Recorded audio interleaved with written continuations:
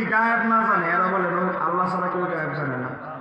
নবী যদি গায়েব না জানে, তাহলে কারি ইব্রাহিম সাহেব যে আজকে মারা যাবে এটা নবী কেমনে জানলো? নবী রওজা মুবারক তার জিবরাইল ঢুকে না, কেমনে জানলো? এই প্রশ্নটা ওনাদেরকে করবে, চেহারা কালো হয়ে যাবে। কথা কোন কেন ঠিক না? যারা একটাই পারে ফিরাইয়া মানুষ মেরে নিচ্ছে। কথা কোন কেন? কিছুদিন আগে করলো গরু চুরি, মহিষ চুরি, এখন আবার নিজেদের দল যেমন ফিরাইয়া 6জন মরছে, 100 জন আশঙ্কাজনক, এরা মেডিকেলে ভর্তি হয়।